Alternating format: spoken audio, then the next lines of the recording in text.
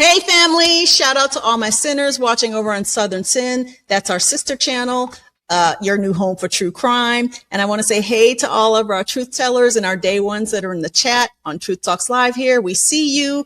Thank you for being here. Don't just sit in the chat. Say something. Don't just stalk us. Like, subscribe, become a member, say something so we can put your comments on the screen because we love hearing from you guys. You guys are the 13th juror on this show, and I love having you. You know how I do it. I have my drink with me. My drink is Tito's strawberry lemon drop martini made by Tito's. Thank you, Tito's. Why? Because every time you see me sip, that means I'm smelling some bullshit in one of these stories. So if you see me sip, write it in the chat, sip, or take a sip of the drink that you have because we're about to get into it. So you're watching Reasonable Doubt. This is the show where pop culture, justice, and law all collide into one right here on Truth Talks Live. We are not Court TV, we are not CNN, and we are proud to say that. We go buck. That's the end of it. So tonight, we're breaking down the cases that everybody is talking about. The first one drives me absolutely insane. Alex Murdaugh 2.0. Alex Murdaugh is the family annihilator, the South Carolina attorney that was found guilty of double murder of his son and his wife. He's getting another shot after his murder conviction was tossed out. I watched the trial. I watched the documentary. I watched all the movies. I am obsessed with this case. And my question is, will this family annihilator get away with double murder? He testified on his own behalf. He was his own worst enemy. It was a fucking charade, and it was just a circus show. We're about to do it all over again. So stay tuned because we're going to get into that. We're going to find out what's coming up. He was in court yesterday looking kind of wild and crazy. So we'll get into Alex Murdaugh 2.2, or I should say 2.0. Carmelo Anthony has assembled a legal dream team to overturn his conviction. As you know, Carmelo was charged with the murder of Austin Metcalf. He was sentenced to, I think, 35 years in prison. He's got this new legal dream team because his previous defense was questionable. This is a powder keg, right? A lot of race baiting, a lot of racial tension on both sides of the equation of this story. And my question is this appeal real, or is it a long shot just to appease the internet and all the internet outrage that comes with the Carmelo Anthony story? We'll dive deep into that and see what our defense attorneys have to say. Plus, where the fuck is Nancy Guthrie? Where is this 86-year-old woman? Yesterday, the story gets more and more bizarre with each month that goes by. And I hate to say that she's been gone for months, but this 80-year-old woman has been gone for months. And it's a total mystery that just gets stranger and stranger by the day. Yesterday, TMZ announced that they got yet another secret letter with a hidden cell phone, alleged kidnapping video. They're asking for Bitcoin to release the video. But apparently you can see the kidnappers there's two apparently people in the video that allegedly kidnapped Nancy. My question is Nancy Guthrie, who was already unhealthy in her 80s, even still alive? I mean, is this someone just playing a horrible game with her family? Or is this video real and it's finally the break the investigators have been working for? TMZ was trying to air it out yesterday. They were trying to push the envelope on that. We'll get into that, talk it up a little bit. But where the fuck is Nancy? And who has her? This is ridiculous. Last on our docket tonight, chilling update in the death of Anna Kepner. If you don't know this case, 18-year-old Anna Kepner was found dead aboard a cruise ship. I think it was a Carnival cruise ship. Now, I cruise all the time. And as you guys know, I have two young adults, a 20 and a 21-year-old, and they get their own rooms now and all that great stuff. I would be devastated if I woke up one morning and they did not wake up on a cruise ship. Cruise ships are so contained. It's like, how much can actually happen to a person on a cruise ship if you don't fall over? So new details about Anna Kepner have come out, and it's delicately talking about her final moments. And those final moments are sending shockwaves throughout the internet and are going to play out in the courtroom. If you don't know, her stepbrother, who was also a teenager, is accused of murdering her, and he's now being tried as an adult. So we're going to dive into that and find out where we are with the Anna Kepner story. These young people murdering people is just, it's shocking to me, but I guess that's the world that we live in. So listen. Get your drink, like and subscribe, because our legal panel is locked in and ready to break it all down for you. Hit that like button one more time. Subscribe, and let's get into it. This is Reasonable Doubt. Let's go. Every trial has a story the jury never hears, where the truth lives outside the courtroom. Join our host, Emmy winner Jody G, and the sharpest legal minds in the business for a new riveting show. Reasonable Doubt, what the jury doesn't hear. No grandstanding, no spin, just the arguments that could change everything. Hey, Everybody. We're back. We are back. Hi, I'm Jody G. You're watching Truth Talks Live, and I have two of my besties with me. And, you know, I always have their number in my back pocket in case I get pulled over or I act a fool somewhere. So welcome, Attorney Gerald Griggs. He's a defense attorney. He's our justice fighter. He's here with us week in and week out, but he's also in the streets. He's an advocate. He's just that guy that's going to fight for everything. You know him from R. Kelly, and you know him from Ahmaud Arbery. Welcome, Gerald Griggs. Thank you for having me. It's great to be back. Good to see you. How's your baby? He's doing great. He's probably watching right now. Oh, good. My little internet nephew. And to my right, or maybe your left, Josh Schiffer. He's the man with the plan. He's the man with the glasses, and he has a cat that walks through our shot.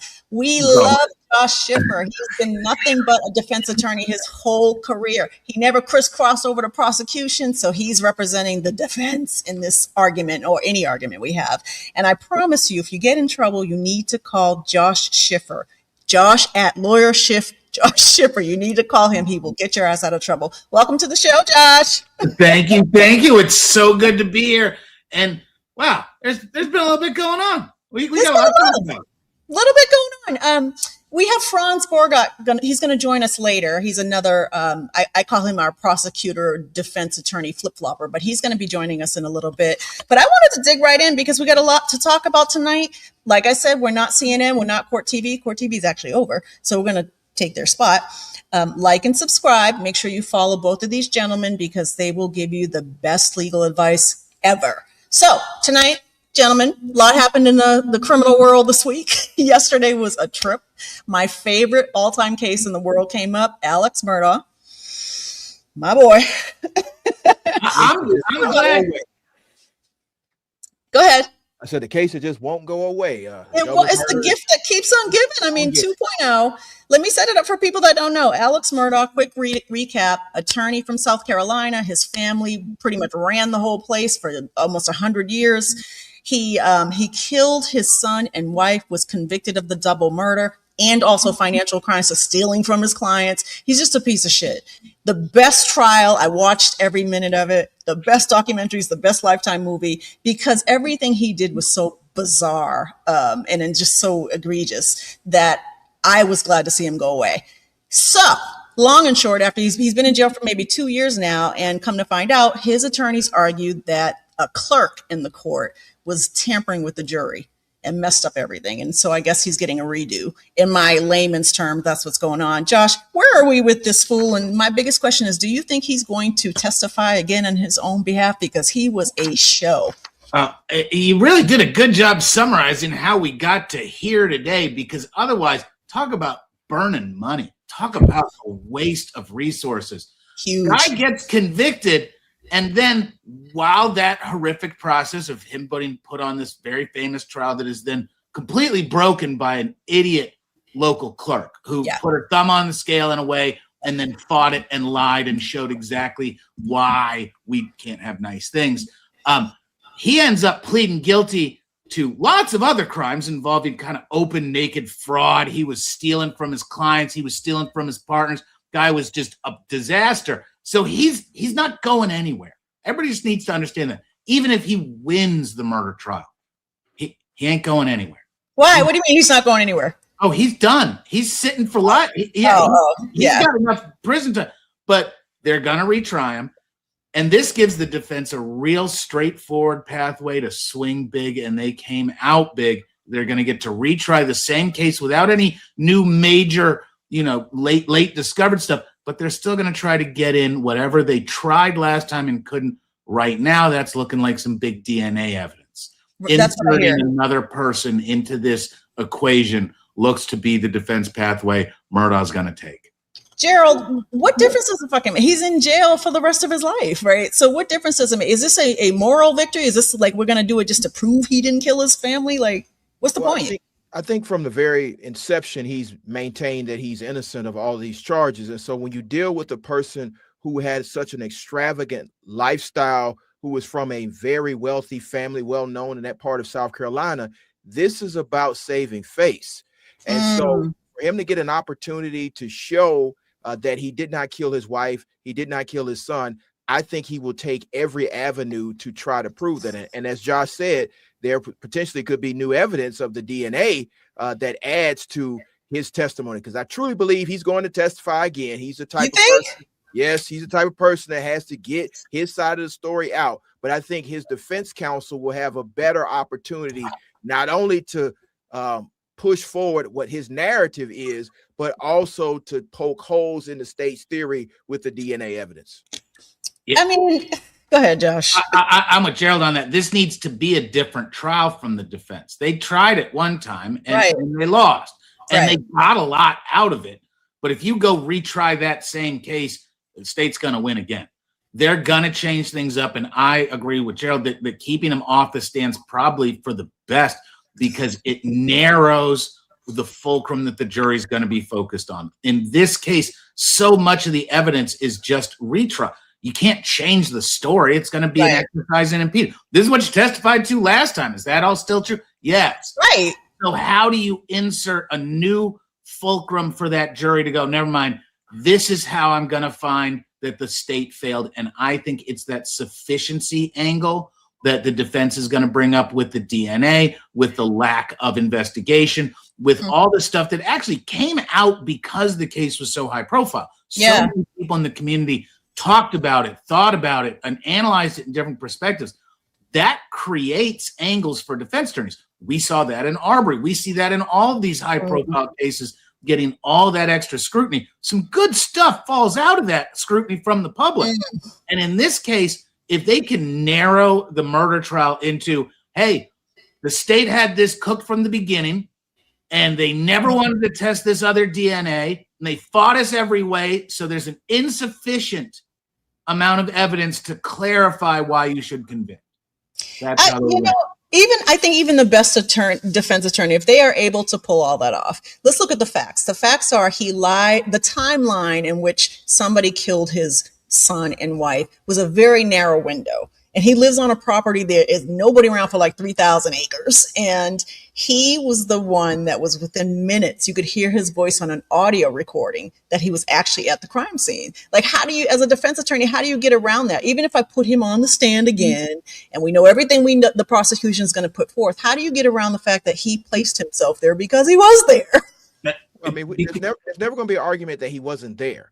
The argument is going to be whether or not he committed the murder. And I think the DNA is going to show that there's the possibility that another person committed the murder. All you have to do is give a reasonable possibility to doubt the state's case, and that's not guilty. And that's why you have to keep your client off the stand. Yeah, we can admit he was there. He lives there. He was there. You can hear him from the video, from the audio in the recording, but there's no proof that directly points that he killed him, but there is proof that somebody else was present and potentially could have committed the murder. Yeah, you know what? Go ahead, Josh. Gerald knocked that one out just because that's exactly what it. You can't contravene the state's evidence in what happened in the first trial. Guess what? That stuff happened. He was there. These were the people where they were. This is the investigation they had. So what more would upset a jury? Well, what else didn't you get to see, jury? What could change a jury's mind? So this isn't a case of just believe this story. It's you got a story, but there's so much more you didn't get. And how can you be comfortable with beyond a reasonable doubt if you knowingly were prohibited and restricted from getting the truth? I say it all the time. Trial is not an exercise at finding the truth. No, trial is an exercise in hiding information from jurors. It seems like it's an exercise in storytelling. Whoever has the best story is going to win. Because in this case, I know the defense in this particular next trial, they asked to move the location or whatever. What is that called? You change of venue. Yeah. But this man has had 4 documentaries, 2 Lifetime movies. Like, who doesn't know? Like, where are they going to get a jury in South Carolina at least? Where do you try Donald Trump? Where do you try the governor? Yeah. I get it. There's only so much they can do. If I'm the state, I'd say, yeah, try it anywhere else in the state. But it's going to be a very different trial. Remember, we also don't have the amazing Judge Newman who was in charge of the first trial. That dude deserves every award ever. I love the trial judge. I thought he was fantastic. I don't know the new judge. I don't know if the new judge is worth a damn or not. Yeah, that last judge, even like leading up to the trial, he was making decisions like, no, you ain't no bail for you. Take your ass to jail. Like, I was like, wow. Okay, here we go. So yeah, he set the stage for like he wasn't trying to be on the take at all. But I think in these high profile cases, you got to lean into the high profile nature of the case. And so, as you have stated, there are multiple documentaries, movies. There's a whole Netflix special. You got to lean into that because, again, there's no place in South Carolina. Heck, there's no place in the United States that does not know who Alex Murdaugh is and probably have watched the Netflix documentary. Right. You got to lean into that because there was so many questions that were presented in that documentary and the others that you can use to dispute the state's case. And well, the documentary, the Netflix documentary is where you got to see the clerk for the first time. I remember when I first saw that documentary, I was like, why is she able to be in this documentary? I'm a documentarian. I've won Emmys for directing documentaries, and there's lines you don't cross. And when I saw her, I was like, that's like I don't know. I just thought she was too happy to be in it. She was too in it. She had a book. She was promoting all kinds of stuff. And I knew then there was problems. What were we going to say, Josh? But that's exactly what it is. And like Gerald said, leaning in with it. Hey, if there's this much hubbub and friction and smoke and discussion, how are you going to get to beyond a reasonable doubt? This many smart people got along and said, hey, there are more questions after he'd been convicted. Now, how are you going to tell me you don't have more questions now? And that's how you take that first trial into a second trial. And without saying your burden increasing, you're really trying to show that the state has a burden they can't meet because they didn't do the investigation in the first place. They should have done more better then. They can't fix it now. And that's how you get a jury to go, listen, looks like he did it, certainly was involved. He's a lying sack of crap who's a terrible criminal. But look, he pled guilty to all that stuff. He's not going anywhere. Right. I didn't put that in if I'm a defense attorney. Yeah, no, he ain't getting out anywhere. This is just for principle. Who the hell goes to trial for just principle? Well, so I'm going to ask you guys, you're defense attorneys. First of all, where's the money coming from to pay the defense attorneys? I thought he was wasted in that last trial. And are these defense attorneys just doing it for clout now? Are they clout chasing? Well, I mean, maybe. I mean, it's a high-profile case. You know, it's going to be a second Netflix documentary. But absolutely. I also think that he's still independently wealthy, and there's still money there. He's not completely broke. So I think that in this case, as a defense attorney, you're trying to do two things. One, you're trying to make sure that your client's constitutional rights are protected. But two, you're trying to make a name for yourself. So there are a few lawyers that would love to take this particular case to be able to do something like what, Johnny might have done with OJ. You got a case here where, there's some real issues with the investigation, shift it from the actual victims and focus on the investigation and the lack of sufficient efficacy in how the state brought their case. I think there's a lot of holes in this case. I think you can drive a truck through them. I wish one of you would get on this so that I can follow you as a documentarian and I can get the next Netflix because I am obsessed with that case. All right. Look at how successful every one of the lawyers involved was and has remained. So I don't think someone has to put up that much money, but I'm with Gerald. There's a trust or somebody that's paying his bills. Like it ain't get that much power without putting multiple different revenues out there. Well, I'll say this. The retrial is scheduled for April 5th, 2027. We will be broadcasting that retrial here right on Truth Talks Live. I just have never seen a defendant with so many bodies surrounding him. Like he has body count and not be a gangster and not be a drug lord. His body count. There was Mallory Beach. There was a young boy that was found in the street that Buster Murdaugh was associated with killing. And I forget Stephen Smith. He was a young boy found murdered in the middle of the street. And the last person that saw him was Buster Murdaugh. And then their nanny fell down the steps on their property. And then he's got his wife and his kid. I'm like, you got too many bodies in your coffin, Dub. Too much. Moving on from Alex Murdaugh, let's move to something that's a little bit more painful for me. Carmelo Anthony now has what we are calling the Dream Team defense team. And just a little recap, Carmelo, his legal team has a major upgrade. They added some of the biggest names in criminal trials and in criminal defense. The real question is, are they building a defense for the courtroom, or are they building a defense for the court of public opinion? I feel like there was a lot of outrage associated with this case. The defense did a horrible job. And for those that don't remember, Carmelo Anthony was convicted of murdering 17-year-old Austin Metcalf at a track meet. A lot of details in there, but it's become a racial powder keg. Keisha, put up the picture of all the new defense attorneys, because I thought I recognized one. Do you guys know any of these defense attorneys? We have from left to right, Russell Wilson II, Michael Ware, Gary Bledsoe, Brooke Cluse, Sean DeRidia, and Justin A. Moore. Yes, we know any of these? I know Gary Bledsoe. He's the president of the Texas NAACP and an exceptional lawyer. And a few of the lawyers have ties with the Texas Innocence Project. So I think this is a phenomenal legal team with a lot of appellate experience. And I think that, yes, they're going to fight this on two fronts.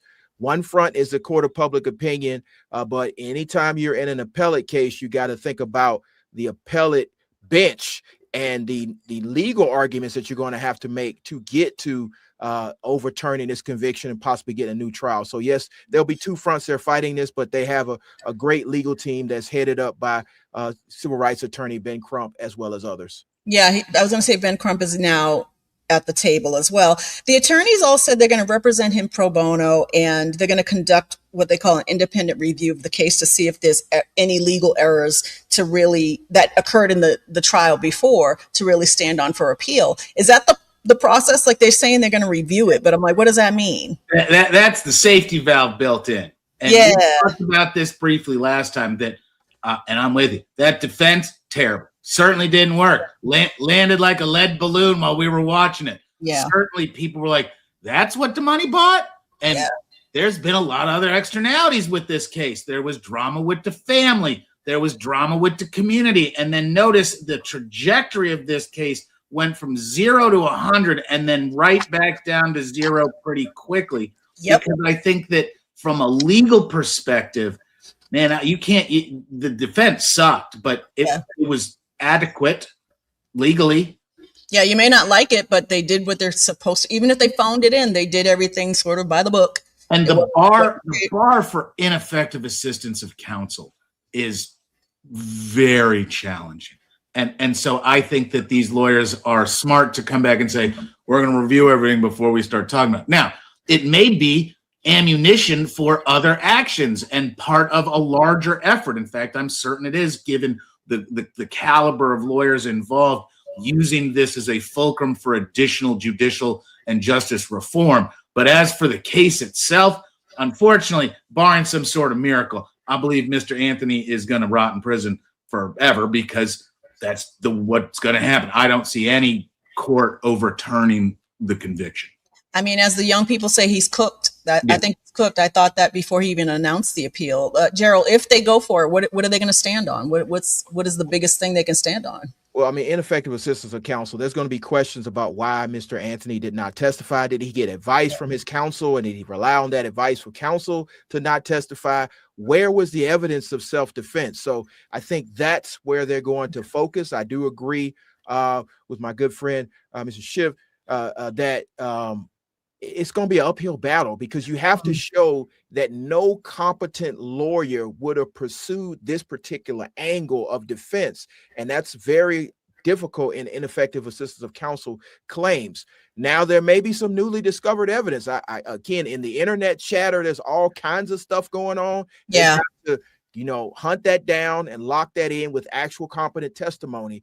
But I do see it's a very difficult road to hoe.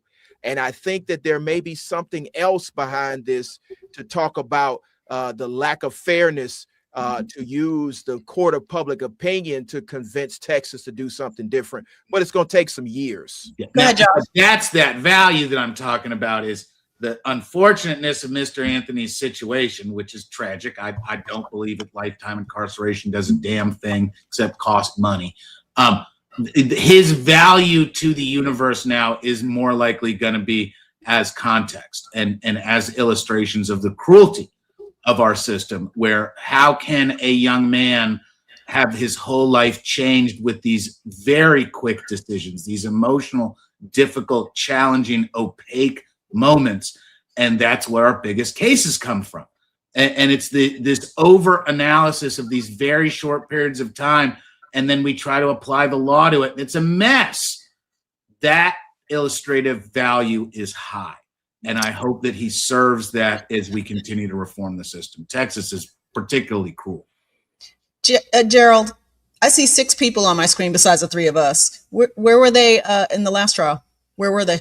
That's a good question. And I know that he got bad counseling from his former PR team. There's a lot of noise on the internet about who chose the lawyers, why they chose the lawyers. I'm talking about the lawyers for the actual trial and not these fine attorneys. And so I think that, they were not contacted before, but now that they're here, I think that there's going to be a few avenues. I think one of the things that's novel, we got to see finally the cell phone recording and the surveillance footage before. Yeah. Maybe that can be enhanced to actually show what actually happened under that tent, which would lead to newly discovered evidence that may show self-defense. Again, these are all things that with the legal team this powerful, you might be able to entertain, but there's the uphill battle, as my good friend Josh has stated. So what has to happen? So if they have a successful appeal, then we rinse and repeat. We start back over and retry them again. Is that what happens? If in a perfect world, if they're granted a new trial, now if they overturn the conviction, which is highly unlikely, but if they overturn the conviction, he could go free. But more than likely, what would happen is they would grant a new trial, similar to what we were talking about in the Murdaugh case. So there's 2 things that can happen. They could overturn it. Bye-bye. Vacate it, right? Is that what they call it? They vacate it? They can vacate it, yes. And then just grant him a new trial. Those are the 2 things. Or the third, stay your ass where you are. Deny his appeal. Yeah. He just served the rest of the sentence of 35 years. Yeah, do not pass go. And then you got this one. If you've got some toehold and you've got a good appeal going, state's going to show up and go, all right, let's not do this appeal. Let's cut a deal in the background, make everybody happy. And a lot of times that is done to hide egregious errors by the state and big problems because they don't want an appeal coming out that's going to burn them. And you got to put your client first above the fact that this may be a good case, But you see, especially with racial and other high intensity issues where the state does not want attention. Yeah, I was going to say with the race piece in this whole thing, I would think what you just described, the louder of what you just described is probably the best way to go. Yes, they come back and go, listen, we've got a 10%, 20% chance of winning this on the defense and on the appeal. But if the state's willing to give him 10 to the door right now, we'd take it. And it's ugly, but man, 10 to the door versus what did he get? 35? 35. Yeah, 35. Ridiculous. It's like, no, man, give me 10 to the door in a heartbeat. I'll take it all day. Yeah, I'll take 10. Guaranteed 10 versus, a bunch of people in dresses hiding behind a bench. Anything. Guarantees matter.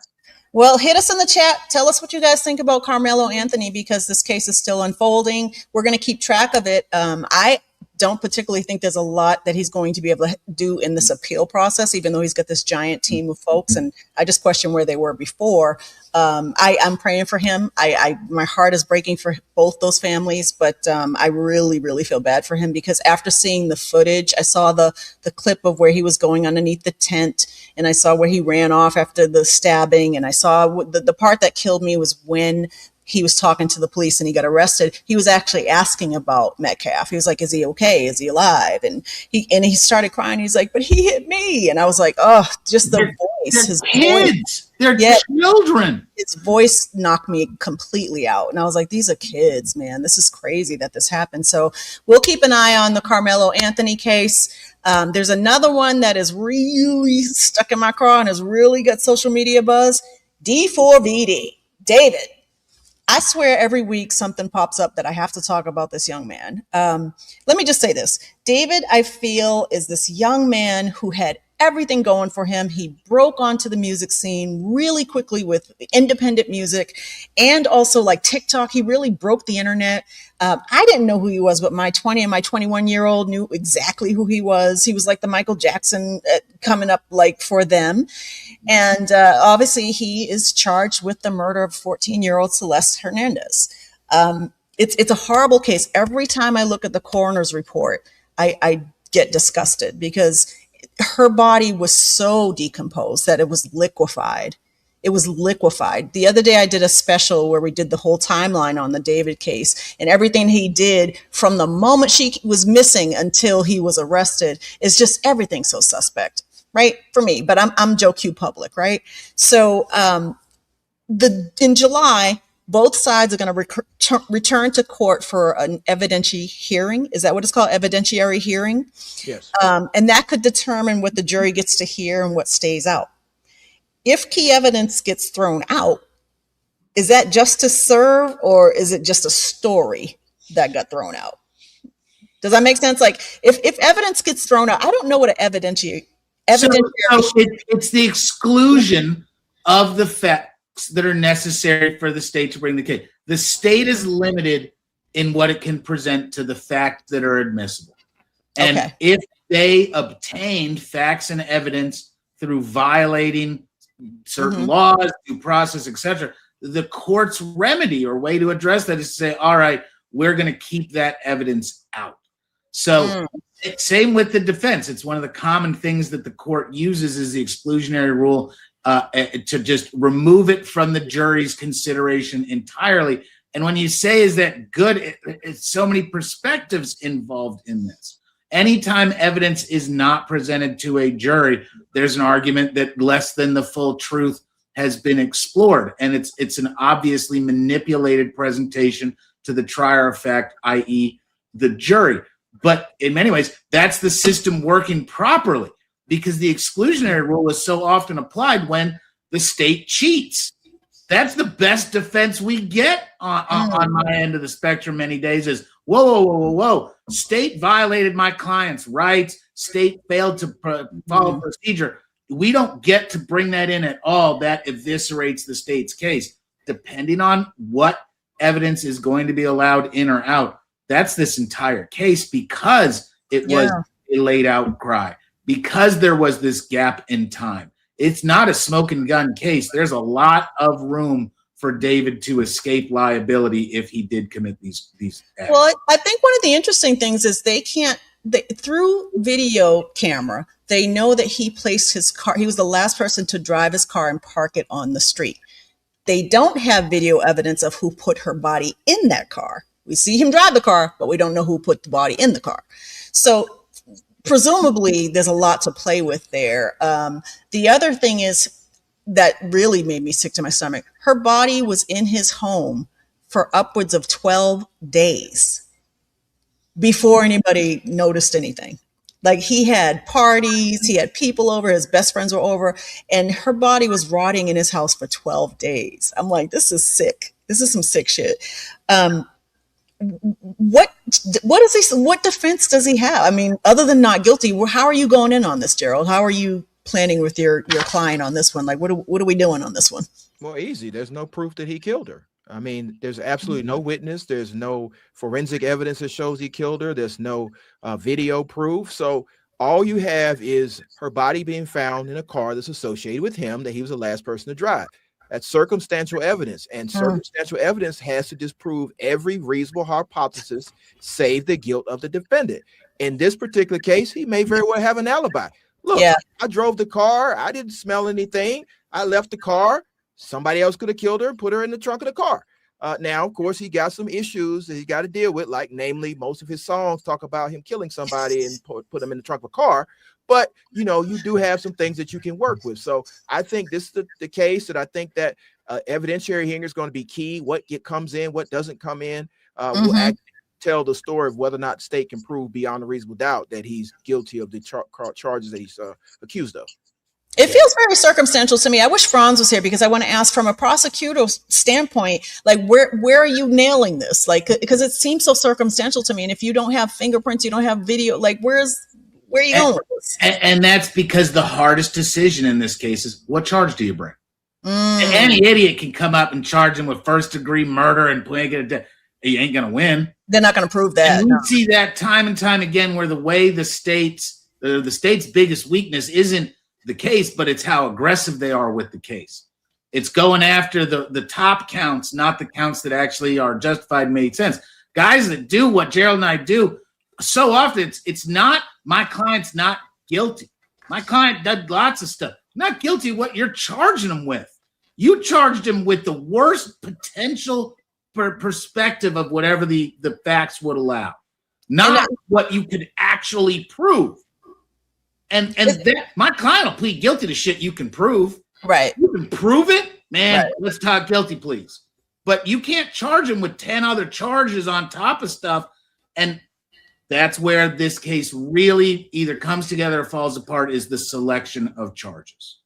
This will be interesting. So July 7th, we have a status conference. Can somebody tell me what that is so our audience knows what a status conference is?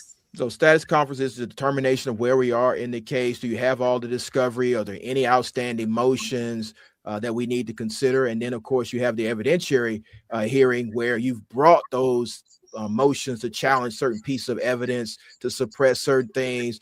I know he didn't give a statement, so it's not going to be dealing with his statement, but anything that potentially could be admissible, but the probative value is outweighed by the prejudicial effect, things like that. That's what the evidentiary hearing will deal with. So that's the status conference or the evidentiary hearing? Right? Make sure that you have all the discovery to see where you are. Evidentiary hearing is to determine whether or not certain pieces of evidence are coming in. Okay, so the hearing is July 24th. The status conference is July 7th. The hearing is July 24th, and we'll be checking in on both of those to see what's going on. But this case is so heartbreaking for the young lady, and I just hate to see. We did a special the other day, and we had so many comments and so many people blaming her. And it's like, this girl was 11 years old when the predator came to her. I mean, and very much like R. Kelly, he put a lot of his stuff in his lyrics, and so it's hard for me to justify any of this. And I can't stand that people are actually coming down on an 11-year-old girl, whether she thought she was Miss Thang or not, whether she thought she could hang with an adult or not. She was 11, and it's horrible. So we'll keep an eye on that case. I actually never had heard of D4VD, so we're going to keep an eye on that because it keeps trending on our timeline and on our channel. So let us know in the chat how you feel about D4VD, David. If you knew who he was beforehand, if you were old like me and didn't know who the hell he was, let us know in the chat, and we'll keep it moving from there. So, one of my favorite stories, I can hear myself, I'm sorry. Nancy Guthrie. Where the hell is Nancy? Gerald, where the hell is this woman? That's what I've been trying to figure out. We've heard about this case for months. My heart goes out to her family, Savannah, and so many others that we've heard from. And I was hopeful at one point. The FBI got involved, that they had leads, and then it sort of went cold. And then a few days ago, we got a new lead, a new note, and then we got another note. And so my heart goes out to this family. Hopefully they can find Nancy alive.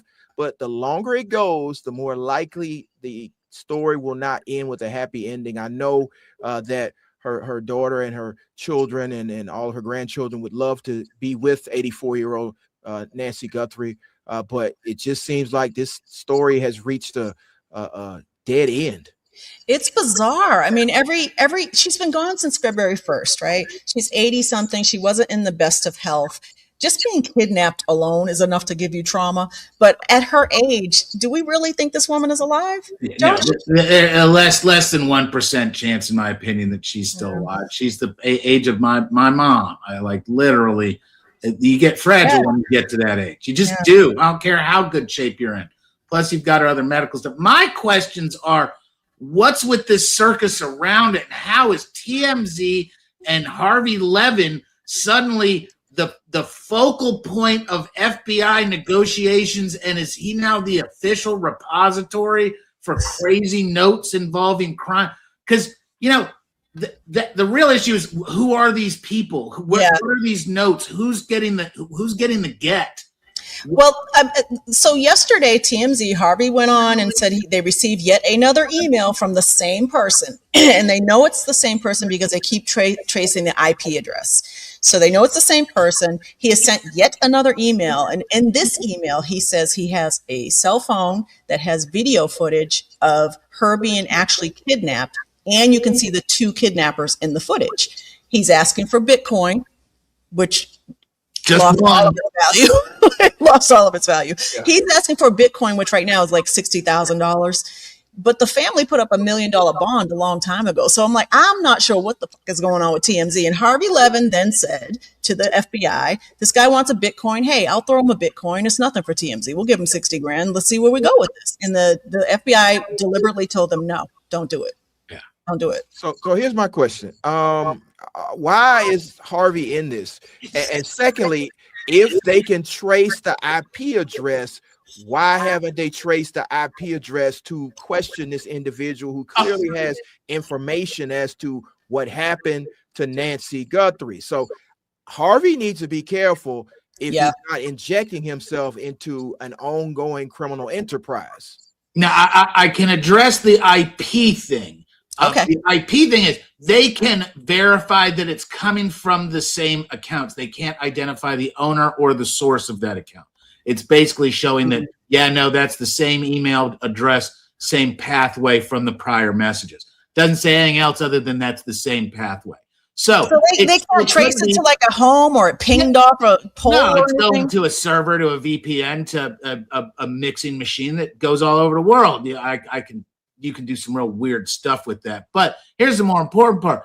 The notes that have been coming in, there's now this whole iPhone watch band information that no one else would have known, which finally says, all right, is this email person just a crackpot 15-year-old giggling behind a computer, or do they actually know something? And that's really the big question. How is this mystery person that only wants to deal with Harvey Levin, who are they?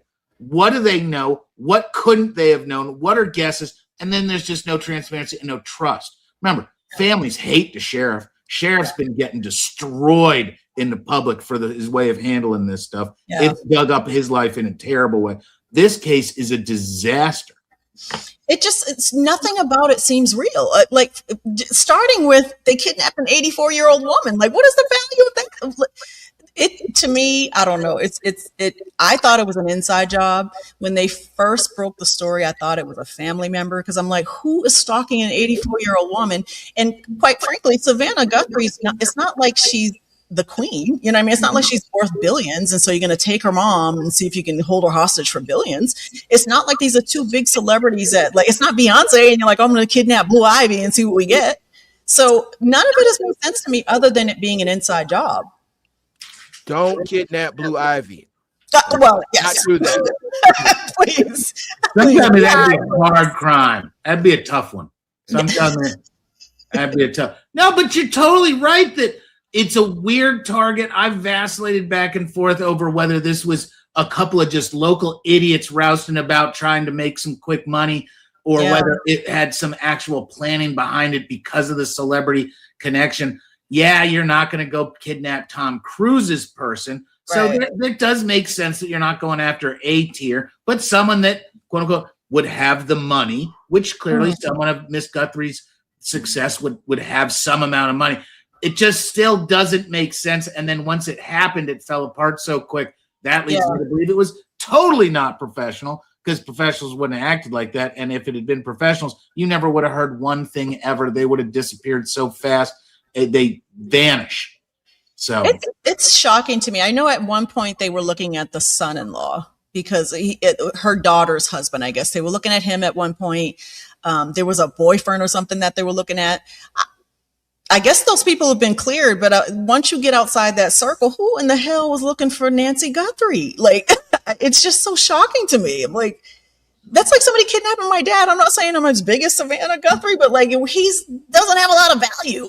You know what I mean? Like it is what it is. So it seemed personal to me. It seemed like somebody was doing it to that family. And it still seems like they're doing it to the family because they're over and over again just stinging them with these letters and the TMZ-ness of it all and the teasing. And there's no proof of life. It's just a constant, like, we're going to keep sticking it to you. They gave $1 million reward. And there's been nothing concrete. So I keep going back to it's an inside job or somebody she knew. Either that or it was literally kind of a last minute, we're going to just keep rolling with it.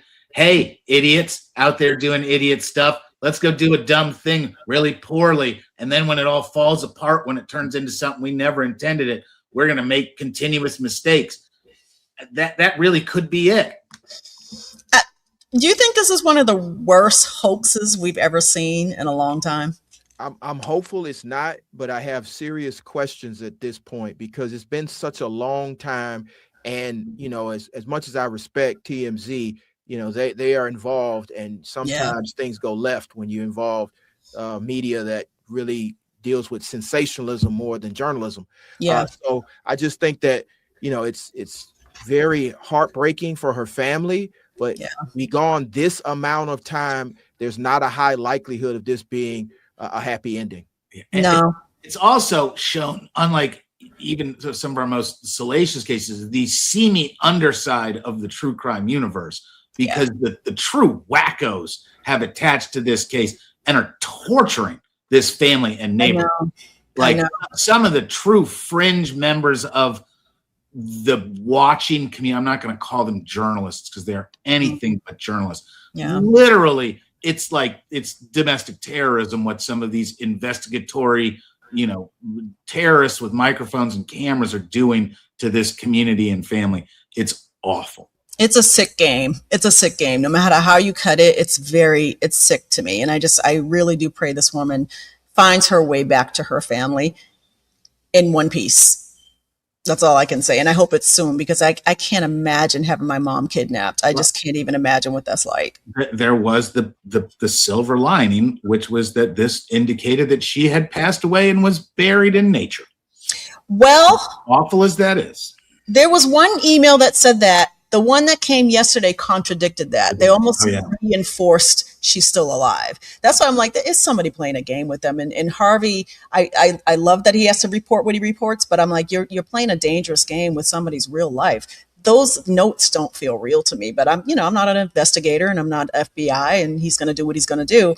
But Harvey literally said, every move we make, every time we post something about Guthrie, this person that's emailing us from this verifiable IP keeps seeing everything we're doing because they email us frequently. You know, it's like, it's such a horrible game. I'm like, just bring this woman home. Let her go. Let her go. What are you getting out of it? Let her go. Bitcoin?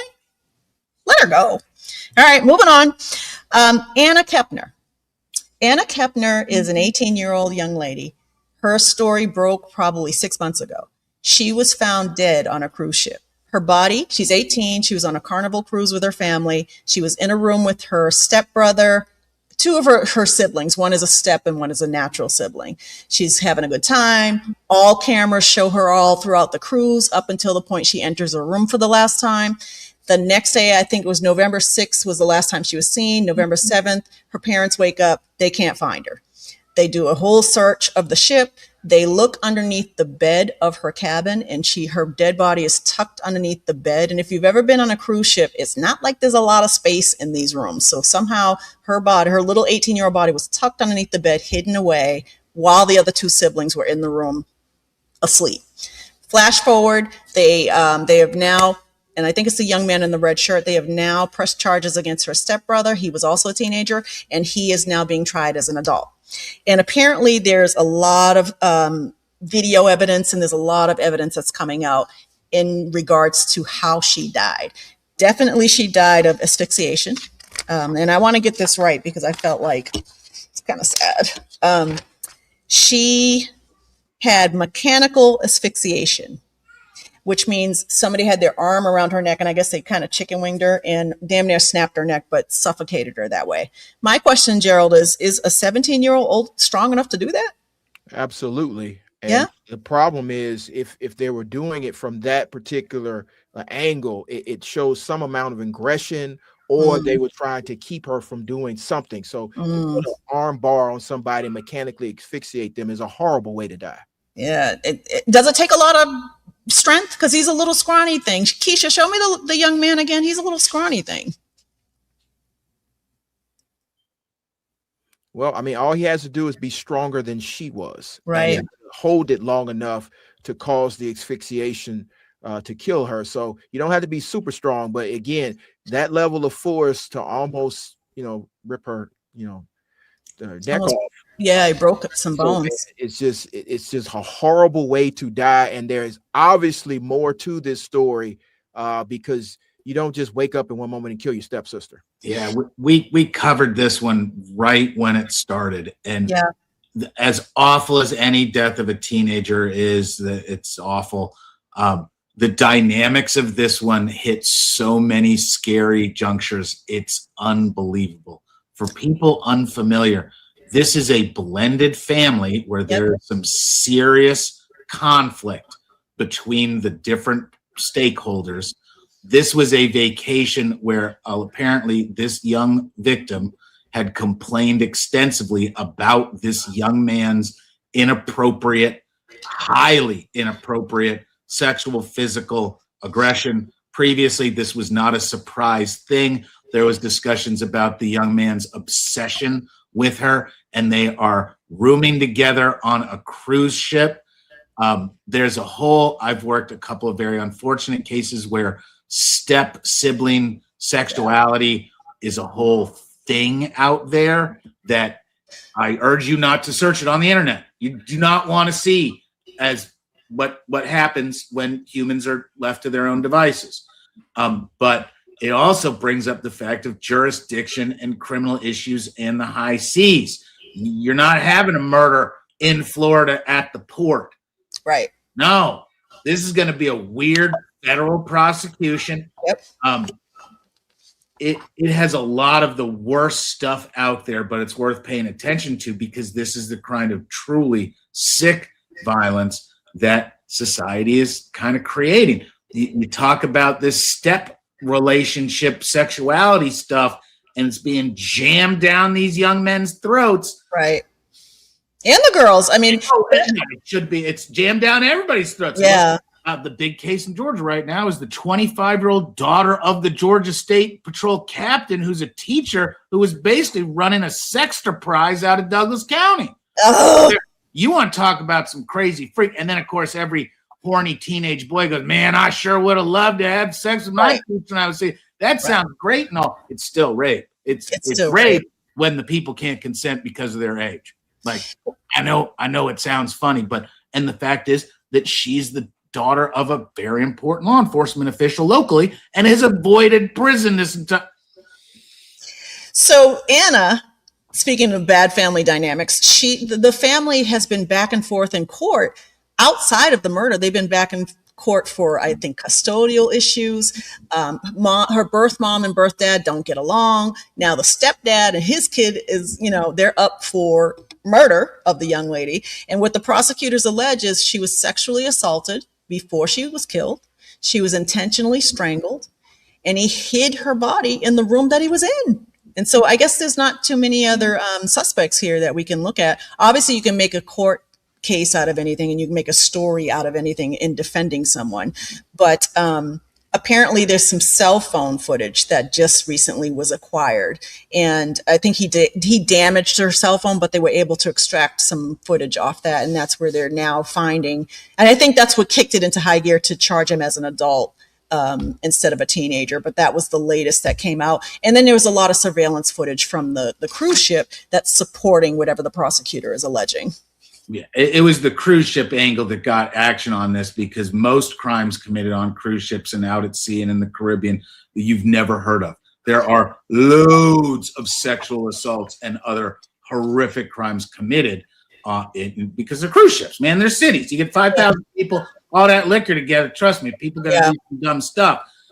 You don't hear about them, except this one had everything fitting together perfect, and the cruise ships couldn't get away from it because the cruise industry wants nobody to hear about this case ever. And you're going to see active media suppression from the travel industry when it comes to this case.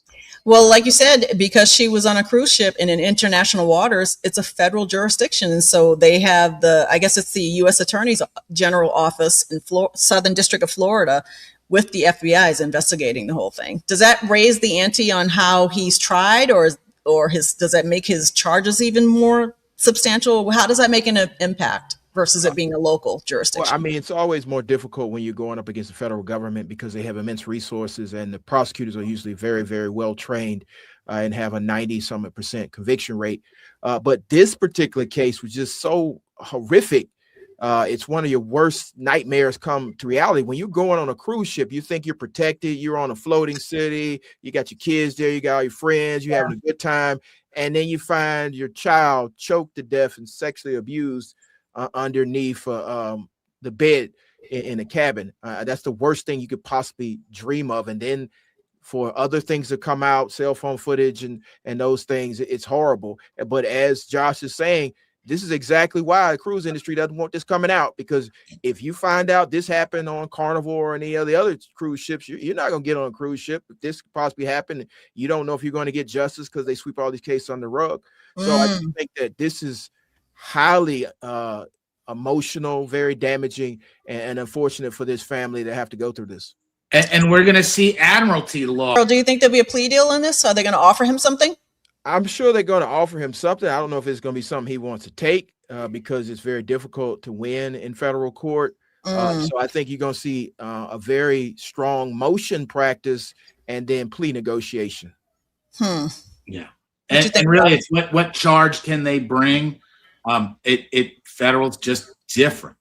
And the idea that this young lady had complained and knew about this young man, and the family still forced them together, as I understand, the outside custodial process was very contentious. And there was objections to all the. Now, as a divorced dad, I've got a great relationship with my child's mom. I can imagine, though, you just don't have control. You just can't control that. You're sitting there back at home being like, don't bring my child and put them in this situation. The other parent goes, no, child's coming on the vacation and they're rooming with this other child and you can't say nothing about it. Oh, Jody from the block shows up at that point. But that's why family law and I don't touch that stuff, because those people will kill you. Yeah. That was a lot. Well, this has been a great episode. Gerald, any closing thoughts on where we are politically in the world? Josh, anything you want to add to where we are? I know we had a lot of Supreme Court decisions this week. We had a lot of movement this week in the legal world. It's just a lot going on. The Supreme Court was Supreme Courting. A lot of decisions came down, especially the birthright citizenship decision, which was actually an easy decision. It should have been a 9-0 decision, but it turned out to be either 6-3 or 5-4, whichever way you look at it. But ultimately, the rule of law won out in most Supreme Court cases. And I must say, I'm happy to be a lawyer when the rule of law actually matters. But the institutions, at least 5 of them, are holding to the point we can have political debate and have opposing views. But typically, we all agree that the rule of law should hold. It held today. Hopefully, will continue to hold. If it really did hold, then that demon that's in the White House, and I call him a demon, the 34-count felon, somewhere in that Constitution, you should not be able to run for president. Somewhere in some law, and we just let it slide, And so I don't know. We'll keep track. I want to thank you both, Attorney Gerald Briggs, Attorney Josh Schiffer. Speaking of politicized cases, next week we're going to talk about Charlie Kirk and the Tyler Robinson case. We're going to dive deep into that one because the opinions are loud. People call it an assassination. I'm like, well, if he was assassinated and so was Tupac. You know what I mean? Like and Biggie. Really, and Biggie. So we're going to talk about that next week right here on Truth Talks Live. Words matter. Words matter. And they elevated it to he's assassinated. I'm like, no, JFK was assassinated. Charlie got shot. So Thank you. This is Truth Talks Live. Like and subscribe, become a member. We have lots of exclusive members only videos that we'll be putting out. If you need legal advice, please hit up Attorney Gerald Briggs and Attorney Josh Schiffer. They're both on Instagram. You can find them on their handles here, and you can also find them here at Truth Talks Live. Thank you. Peace. We'll see you next week, Tuesday, 9 p.m. right here. Truth Talks Live.